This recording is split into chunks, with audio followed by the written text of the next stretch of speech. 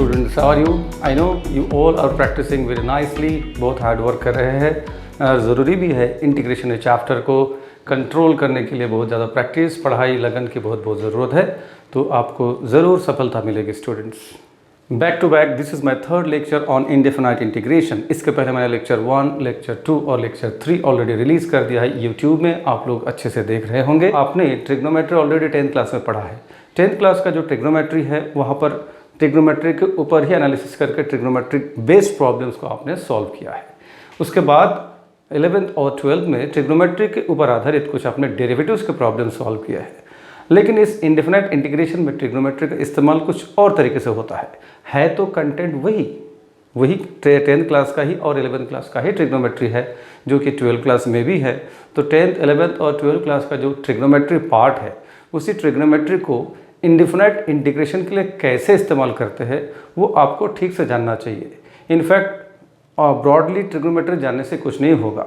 Indefinite integration के लिए trigonometry एक अलग तरीके से, मॉडिफाइड तरीके से यूज़ करते हैं। तो एक्चुअल इंडेफिनाइट इंटीग्रेशन लेक्चर 4 के कंटेंट शुरू करने के पहले मैं आपको इसके बारे में ट्रेन करके देना चाहता हूँ कि इस टॉपिक के लिए ट्रिग्नोमेट्री के फॉर्मूले कैसे यूज़ करते हैं, वो कलेक्शन क्या है, उसके प्रिपरेशन हुए बिना आपको प्रॉब्लम में मज़ा नहीं आएगा, आपकी ग्रिप नहीं बनेगी, आप इनिशिएट नहीं कर पाएंगे। मेरे लेक्चर 3 तक, यानी कि लेक्चर 1, लेक्चर 2 और लेक्चर 3 तक मैंने टाइप ए डील किया है। टाइप ए को A1, A2, A3 में डिस्ट्रीब्यूट किया था। उसमें कैसे अलग अलग कैटेगरी आपने लेक्चर में देखा होगा। अब टाइप बी शुरू कर रहा हूँ जो कि इंडेफिनाइट इंटीग्रेशन ट्रिग्नोमेट्री पे बेस्ड है। मैंने इसको नाम दिया है टाइप बी। तो टाइप बी में ऐसे एग्जाम्पल्स को हम डील करेंगे जो कि ट्रिग्नोमेट्रिक सिंप्लीफिकेशंस पर बेस्ड है। जो लोग अभी इस लेक्चर से जुड़े हैं उनको मैं बता देना चाहता हूँ, आप सबसे पहले मैथ्स एज यू लाइक ये टाइप करके आपके यूट्यूब के सर्च बार में फिर MAYL ये जो लोगो है उसको क्लिक कर दीजिए। तो फिर मेरे इस चैनल में जितने भी वीडियोज़ हैं आप सारे के सारे देख सकते हैं और उस सारे लेक्चर को सिक्वेंसली आप रेफ़र करते रहिए।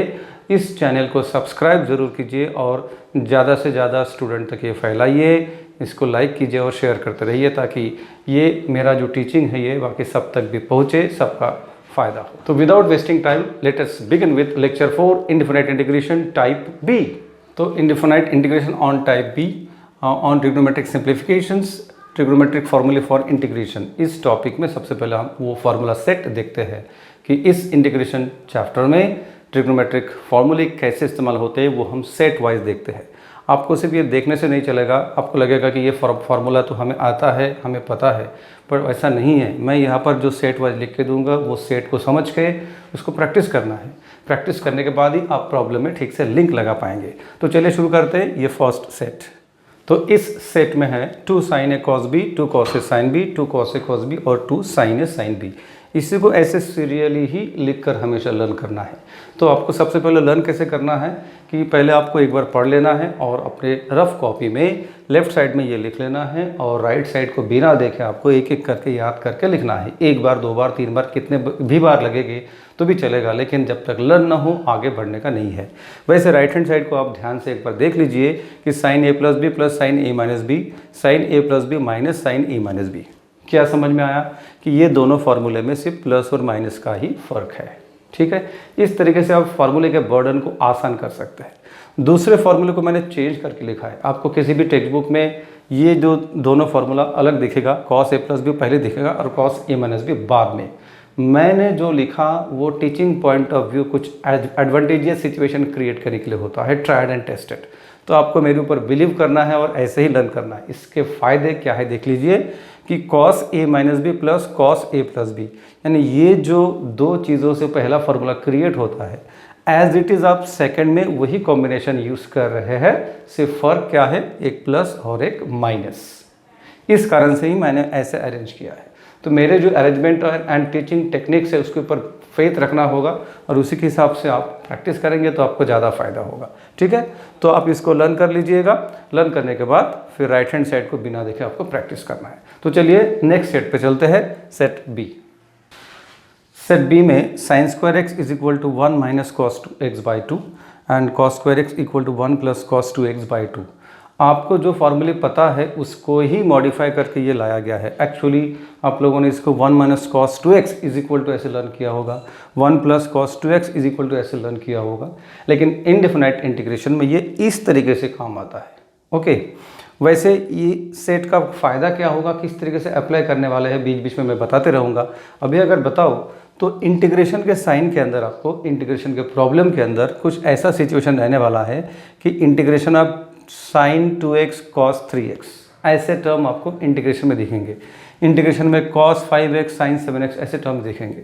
उस समय में वो जो साइन 3x cos 7x जो भी टर्म दिखे उसको पहले आपको इस तरीके से ये फार्मूला अप्लाई करके मॉडिफाई करना होगा, यानी कि प्लस माइनस में आपको एक्सप्रेस करना होगा, तो ही आप इंटीग्रेट कर पाएंगे। इंटीग्रेशन के अंदर ये मल्टीप्लाइड फॉर्म में जो टर्म्स होते हैं वो इजीली इंटीग्रेबल नहीं होता, कन्वीनियंट नहीं होता। इस कारण से ये राइट हैंड साइड के रूप में आपको कन्वर्ट करने के बाद ही आप इंटीग्रेट कर सकते हैं। सेम यहाँ पर भी है, इंटीग्रेशन के अंदर कभी भी साइन स्क्वायर एक्स या कॉस स्क्वायर एक्स दिखेंगे तो आपको इस तरीके से राइट हैंड साइड लिख कर ही इंटीग्रेट करना होगा। इसमें एक कंसेप्ट ऐसा है कि इंटीग्रेशन के अंदर हायर पावर कभी भी कन्वीनियंट नहीं होता इंटीग्रेट करने के लिए। तो साइन स्क्वायर हायर पावर है और राइट हैंड साइड में पावर कितना है, cos 2x मतलब पावर 1 है, यहाँ पर भी पावर 1 है। तो हायर पावर रिड्यूस होकर जितना आप कम पावर में एक्सप्रेस करेंगे इंटीग्रेशन उतना ही आसान बनता जाएगा। इसलिए ऐसे फार्मूले को बोलते हैं पावर रिड्यूसिंग फार्मूले। ठीक है, तो आपको इंटीग्रेशन में जब जब साइन स्क्वायर दिखेगा ऐसा ही लिखना है, कॉस स्क्वायर दिखेगा तो ऐसे ही लिखना है। जहाँ तक एंगल का सवाल है ये वेरी हो सकता है। ये जो x है दिस कैन बी 2x, अगर यह 2x है तो उसका यह डबल हो जाएगा, अगर यह हाफ है तो उसके हिसाब से यह डबल हो जाएगा। तो ये मैनिपुलेशन तो आपको आना चाहिए, मेन है ये। ठीक है, ये फार्मूला लर्न करके आगे चलते हैं नेक्स्ट सेट में। सेट सी आप देख सकते हैं, sine cube x equal to 3 sine x minus sine 3x upon 4, cos cube x equal to 3 cos x plus cos 3x upon 4। In fact ये दोनों फार्मूले को लर्न करना नहीं पड़ता, ये मॉडिफाई करके आप खुद ला सकते हैं, क्योंकि वो फार्मूले सेट बनता है साइन 3x के फार्मूले से और कॉस 3x के फार्मूले से। तो ये जो साइन 3x मैं अभी लिखने वाला हूँ इसको देख लीजिए, ये मॉडिफाई होके ये फार्मूला बनता है। तो ये वो ओरिजिनल फार्मूला है, sine 3x equal to 3 sine x minus 4 sine cube x. ये अपने 10th क्लास में या 11th क्लास में 12th क्लास के बेसिक में लर्न किया होगा। तो इसी को मॉडिफाई करके ये बनाया गया है। ये जो -4 साइन क्यूब एक्स है ये अगर लेफ्ट साइड में ट्रांसफ़र कर दिया गया, साइन 3x को राइट साइड में ट्रांसफ़र कर दिया गया एंड देन डिवाइडेड बाय 4 किया तो ये बनता है।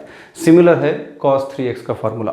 ओके, तो आपको अगर इस फार्मूले में कॉन्फिडेंस हो तो इसको मॉडिफाई करके आप ये फार्मूला बना सकते हैं, फिर cos 3x से ये मॉडिफाई करके ला सकते हैं। सिर्फ याद ये रखना है कि इंटीग्रेशन के अंदर अगर ऐसे हायर पावर है, साइन क्यूब ये भी फिर से एक बार हायर पावर है, ये हायर पावर है, इसको रिड्यूस करके आपको ऐसे राइट हैंड साइड में एक्सप्रेस करना है जिसमें पावर सिर्फ 1 है, यानी कि पावर रिड्यूस हो गया। इसको भी बोलते हैं पावर रिड्यूसिंग फार्मूले। Next set D, 1 plus sine x equal to cos x by 2 plus sine x by 2 the whole square. यहाँ जो भी एंगल है राइट साइड में उसका हाफ हो गया है। यहाँ पर भी 1 प्लस साइन एक्स और 1 माइनस साइन एक्स में प्लस और माइनस का ही फर्क है, और यहाँ पर भी वही है, यहाँ प्लस और यहाँ माइनस। ये लिखते वक्त साइन एक्स बाई 2 पहले लिखा तो भी हो सकता है, लेकिन एडवाइस करता हूँ कि आप साइन एक्स बाई 2 ना लिख के cos x by 2 he first term लिख के स्क्वायर करोगे। ठीक है, तो ये जैसा है वैसा ये है, दोनों में से प्लस और माइनस का फर्क है। This is the next set E, sign X plus cos x, sine x minus cos x and cos x minus sine x के लिए ये right hand side √2 sign X plus pi by 4, √2 sine x minus pi by 4, √2 cos x plus pi by 4। ये जो मैं fast बोल रहा हूँ इससे तो कोई फ़ायदा होता नहीं है आपको, एक्चुअली मैं सिर्फ इंट्रोड्यूस करवा रहा हूँ। करना आपको है वो कैसे कि लेफ्ट हैंड साइड सीरियली लिख लेना है और लर्न करने के बाद राइट हैंड साइड बिना देखे आपको कॉपी में बार बार लिखना है जब तक ठीक से सक्सेसफुली आप तीनों लिख नहीं पाते। ओके, लेकिन इसमें एक बात और ध्यान दीजिए कि इंटीग्रेशन में जब भी आपको sign X plus cos X दिखेगा तो उस केस में ऐसा लिखना है, ये कुछ सिचुएशन में कि ये डिनोमिनेटर में है कि न्यूमरेटर में है। डायरेक्ट इंटीग्रेशन में ये दिखेगा तो आप आसानी से कर सकते हैं, integral sine X plus integral cos X. Integration में sine x minus cos X दिखेगा तो आसानी से कर सकते हैं। ये उस सिचुएशन के लिए बताया हुआ नहीं है, मैं पहले ये फार्मूला सेट बता के रख रहा हूँ क्योंकि आगे ऐसे कुछ सिचुएशन क्रिएट होने वाले हैं जहाँ पर इसका काम पड़ेगा। ठीक है, तो प्राइमरीली आपको लगता है कि इसकी क्या ज़रूरत है, वो क्वेश्चन अभी नहीं करना है आपको सिचुएशन के लिए वेट करना है। वैसे ये तीनों में से आप देखेंगे कि दोनों तो अलग अलग दिखते हैं, एक sin x plus cos x, plus तो plus, sin x minus cos x, minus तो माइनस, लेकिन तीसरे की क्या ज़रूरत है, पहले cos बाद में sin, तो cos x minus sin x मैंने लिखा, cos x plus sin x मैंने क्यों नहीं लिखा, cos x plus sin x मैंने इसलिए नहीं लिखा क्योंकि वो तो इसी में कवर हो गया है कि sin x plus cos x का मतलब ही है cos x plus sin x, है ना। तो बचता है सिर्फ cos x minus sin x, वो मैंने लिखा है, उसके लिए ये फार्मूला cos में कन्वर्ट करना है, राइट। तो चलते नेक्स्ट आगे के सेट में। सेट F में जो रिजल्ट्स है ये इंडेफिनाइट इंटीग्रेशन चैप्टर में बहुत आगे यानी कि लेट काम में आएगा। एनीवेज पहले से हम लिस्ट करके लर्न करके रखेंगे।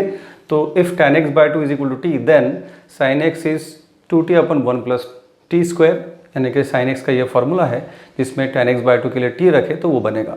Similarly for cos x and tan x also, ये दो का ज़्यादा काम पड़ता है, ये रियरली काम पड़ता है। चलिए नेक्स्ट देखते हैं। सेट G में tan square x equal to sec square x minus 1 and cot square x equal to cosec square x minus 1। वैसे तो ये दो फार्मूला आपको बताने की ऐसी कोई ज़रूरत नहीं है कि इतना डिफिकल्ट मैं आपके सामने इंट्रोड्यूस कर रहा हूँ, ऐसी कोई बात है नहीं। दरअसल इसके इस तरीके से मैं ये बताना चाहता हूँ कि जब भी इंटीग्रेशन के अंदर tan x स्क्वायर x दिखेगा आपको उसके बदले में यही लिखने का है, जब भी आपको cot स्क्वायर x दिखेगा इंटीग्रेशन में आपको यही लिख के आगे सॉल्व करना है। डायरेक्टली tan स्क्वायर x से और cot स्क्वायर x से इंडेफिनाइट इंटीग्रेशन सॉल्व होते नहीं है। नेक्स्ट सेट H आप देख सकते हैं, पहले हम ये सब देख चुके थोड़ा बहुत, उसमें थोड़ा मॉडिफिकेशन ये है कि रूट आ गया है। तो इंटीग्रेशन के अंदर अगर डायरेक्टली रूट के अंदर 1 प्लस साइन एक्स हो तो फिर उसको cos x by two plus sine x by two लिखना है, या फिर डायरेक्टली आप ये दोनों में से कोई भी एक लिख सकते हैं। फिर आगे root of 1 minus sine x है तो ये दोनों में से कोई भी एक लिख सकते हैं, ठीक है। तो इसका बेस इसके पहले के फॉर्मूले में है, आपको ये सब राइट हैंड साइड बिना देखे लिख के प्रैक्टिस करना है। चलिए एक लास्ट सेट बाकी है वो देख लेते हैं। तो ये एक लास्ट सेट है, लेकिन ये एक फार्मूला सेट नहीं है, ये एक मेथड है। इसके बारे में किसी भी टेक्स्ट बुक में क्लियरली कोई टॉपिक या स्पेशल कोई गाइडेंस है नहीं, ये मेरे तरफ से आपके लिए बहुत बड़ी हिंट, और इसके ऊपर बेस्ड बहुत सारे क्वेश्चन सॉल्व होते हैं। आपको ये टैग याद रखना है, take the advantage of conjugates, ठीक है। तो ये लाइन याद रखने से इंटीग्रेशन के अंदर बहुत ऐसे सिचुएशंस आपको दिखेंगे whenever you will find 1 by 1 plus sine x, यानी कि डिनोमिनेटर में आपको 1 प्लस साइन एक्स दिखेगा, नहीं तो 1 माइनस साइन एक्स दिखेगा, 1 प्लस कॉस एक्स दिखेगा, नहीं तो 1 माइनस कॉस एक्स दिखेगा, sec X plus tan X दिखेगा, नहीं तो sec X minus tan X दिखेगा, cosec x minus cot X, नहीं तो cosec x plus cot X दिखेगा, यानी कि जिसके कॉन्जुगेट बनना पॉसिबल है। कैसे? 1 प्लस कॉस एक्स के लिए 1 minus cos x, cosec x minus cot x के लिए conjugate cosec x plus cot x. ऐसे जहाँ जहाँ ट्रिग्नोमेट्रिक कॉन्जुगेट बनना पॉसिबल है वहाँ इंटीग्रेशन में अगर डिनोमिनेटर में वो टर्म ऐसे कोई टर्म दिखे तो आपको क्या करना है, multiply numerator and denominator by it's conjugate. 1 यहाँ पर माइनस होना चाहिए, 1 माइनस साइन एक्स, ओके। तो यहाँ पर जो भी टर्म दिखेगा उसके कॉन्जुगेट से आपको न्यूमरेटर और डिनोमिनेटर दोनों को मल्टीप्लाई करना है। ये करने के बाद वो इंटीग्रेशन आसानी से सॉल्व हो जाएगा, वो हम एक्चुअल टॉपिक में देखने वाले हैं। तो आपको ये सब ध्यान रखना है कि इस सिचुएशन में आपको n एंड d को इसके रिस्पेक्टिव कॉन्जुगेट से मल्टीप्लाई करना है। That's all. ये है ट्रिग्नोमेट्रिक जितने रिजल्ट्स चाहिए थे प्रिपरेशन कराना, बेसिकली वो मैंने करवा दिया है। आपको वीडियो देखते वक्त एक साथ तो ये सारा दिख नहीं सकता, आप पॉज करके वो पेज देख लीजिएगा, नोट कर लीजिएगा, उसको प्रिपेयर कर लीजिएगा।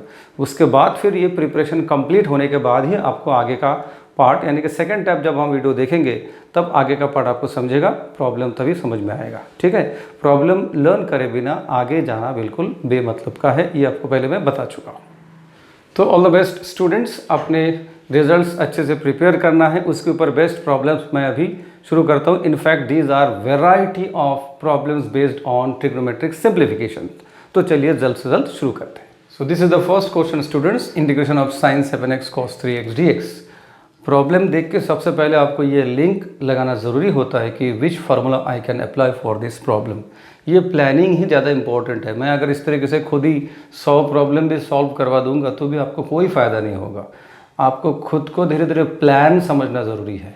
तो ये जो अरेंजमेंट है इसको आपको लिंक करते आना चाहिए फार्मूला सेट के साथ। तो वो फार्मूला सेट समझ लीजिए 2 sin A cos B। ऐसा ये पार्ट और ये पार्ट आपको मैच होता दिखता है, sin A cos B sin 7x cos 3x। ये जो मैंने अंडरलाइन किया यही है इम्पोर्टेंट प्लान कि ये अरेंजमेंट और ये अरेंजमेंट सेम है। इसका मतलब ये जो है यहाँ पर मैं वो फार्मूला अप्लाई कर सकता हूँ। अब आगे ये है कि वहाँ पर 2 है, यहाँ पर 2 नहीं है, तो आपको यहाँ पर वो 2 का इंतज़ाम करना होगा। So this I can do like this 1/2 divide by 2 and multiply by 2 2 sin 7x cos 3x। Okay, तो now this arrangement is exactly equal to 2 sin A cos B। फिर उसके लिए आपको राइट हैंड साइड याद करना होगा। उसका right hand side क्या है? sin A plus B plus sin A minus B। ये आपको याद आना चाहिए। अगर याद नहीं आता है तो फिर आप पीछे चले जाओ और पहले फार्मूला लर्न करके आ जाओ, क्योंकि वो फार्मूला लर्न नहीं है तो फिर यहाँ लिंक लगना नहीं है। तो आपके दिमाग में वो फार्मूले का राइट हैंड साइड अच्छे से है। क्या है? sin A plus B। तो A है 7x, B है 3x, तो sin A प्लस B तो 7x प्लस 3x। बिगिनर्स के लिए मैं ज़रा डिटेल कर रहा हूँ एक प्रॉब्लम, आगे चल कर मैं ये सब डायरेक्टली डील करने वाला हूँ। तो sin A plus B plus sin A minus B 7x minus 3x और ये dx। अब आप देख सकते हैं कि this is integral 7 plus 3 10x, तो sin 10x plus sin 7x minus 3x 4x। ये एडिशन के फॉर्म में एक्सप्रेस हो गया, जो कि इजीली इंटीग्रेबल है। यही फ़ायदा होता है फार्मूले अप्लाई करने का। इस सिचुएशन में ये डायरेक्टली इंटीग्रेबल नहीं है। और दूसरी बात, इसको आप integration sin x into integration cos x ऐसा नहीं कर सकते हैं। ये बात ध्यान से याद रख लीजिएगा। नाउ स्प्लिट इंटू 2 मोर इंटीग्रल्स। सो 1/2 इंटीग्रल sin 10x dx, ये first integral, plus 1/2 integral sin 4x dx। फिर इंटीग्रल sin x आपको एकदम सेट ए में कराया गया है लेक्चर 1 में, तो उसको देख के आप आंसर लिख सकते हैं। This is 1/2 integral sin is minus cos 10x divided by 10 and here plus 1/2 this is minus cos 4x divided by 4 plus c। तो मेन इंटीग्रल सॉल्व हो गया है। अब as a part of simplification हम ये लिख सकते हैं। So this is the next step, that's solve minus 1/20 cos 10x माइनस 1/8 cos 4x प्लस c। ओके, अब हम देखते हैं next question. Second question, integral of cos square x dx। ये हमारे फार्मूला लिस्ट में डायरेक्टली है। मैंने बताया था कि cos स्क्वायर x के लिए आपको क्या लिखना है, 1 plus cos 2x divided by 2। तो डायरेक्टली वो फार्मूला अप्लाई करते हैं, तो 1 plus cos 2x divided by 2 dx। अब आपको फर्दर दो इंटीग्रल में सेपरेट करना है, 2 से डिवाइड करते हुए भी। तो 1/2 outside integral dx plus 1/2 outside integral cos 2x dx। अब तो बहुत ही आसान इंटीग्रल है ये। तो this is 1/2 integral dx is x plus 1/2 integral cos is sin, तो sin 2x divided by 2 plus c।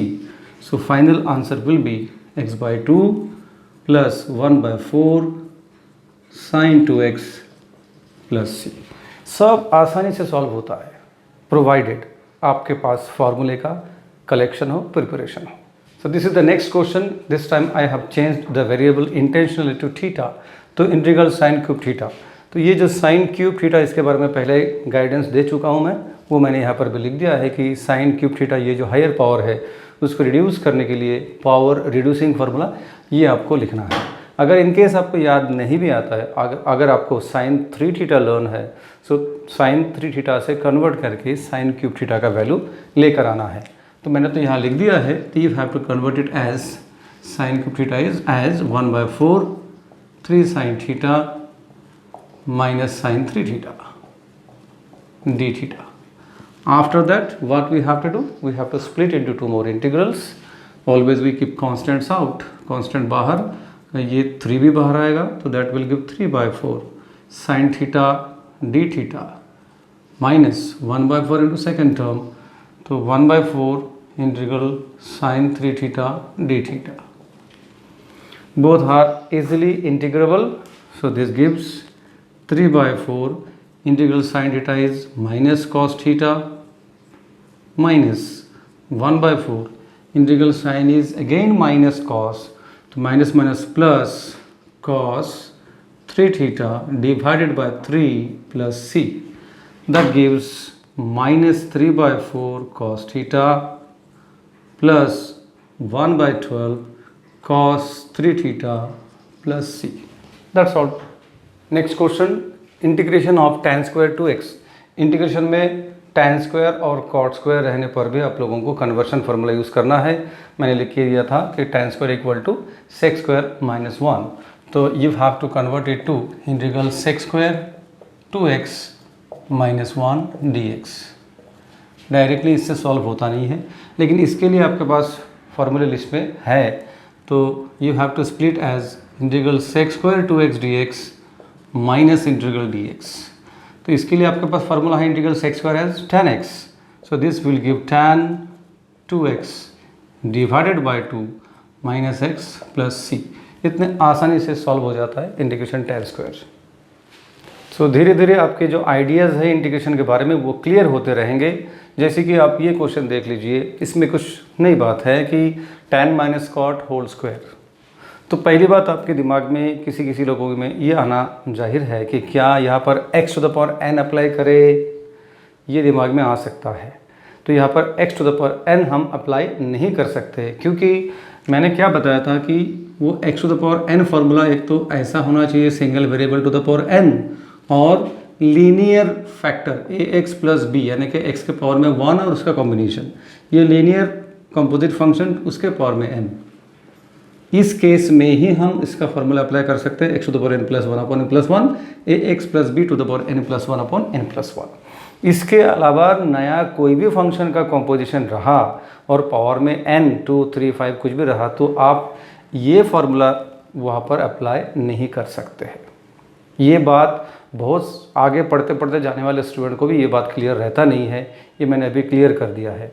तो इस कारण से ये लीनियर फैक्टर नहीं है, x में लीनियर नहीं है, ये tan में और cot में बना हुआ फंक्शन है. तो इसके पावर में n है, तो यहाँ पर हम ये फार्मूला अप्लाई नहीं कर सकते हैं. तो फिर कैसे करना है इसको? तो इसको हम क्या करेंगे, a minus B whole square करके एक्चुअल एक्सपांड करेंगे. So this is integral of tan square 4x minus 2 tan 4x into cot 4x plus cot square 4x. Okay, इस तरीके से एक्सपांड करने के बाद फिर आप अलग अलग इंटीग्रल में स्प्लिट कीजिए. सो this is tan square 4x dx minus 2 outside integral of tan into cot. Same angle होने से tan इंटू cot हमेशा 1 हो जाता है, बिकॉज cot इज 1/tan, तो आपस में कैंसिल हो जाते हैं. तो कैंसिल होकर 1 बन गया. So this gives dx plus integral of cot square 4x dx. Right. अब आपको प्रीवियस क्वेश्चन में जो आइडिया है वो अप्लाई करना होगा. मैंने क्वेश्चंस ऐसे डिज़ाइन किए कि पहले पढ़ी हुई चीज़ें बाद में धीरे धीरे अप्लाई होता जाएगा. एक स्टेप बाय स्टेप मैंने लेवल को बढ़ाने की कोशिश किया है. तो अब tan स्क्वायर के लिए मैंने प्रीवियस क्वेश्चन में क्या किया था, sec स्क्वायर माइनस 1, वैसे cot स्क्वायर को भी क्या करना है, cosec स्क्वायर माइनस 1, तो ये सॉल्व हो जाएगा. सो this is integral of sec square 4x minus 1 dx minus 2, मैं इसको फिलहाल एज इट इज़ रखता हूँ. देन इंटीग्रल cot को cosec square 4x minus 1 dx. फिर इसके आगे हम इसको अलग अलग 1 2 3 4 इंटीग्रल में ऐसे स्प्लिट करेंगे. So this is the next step.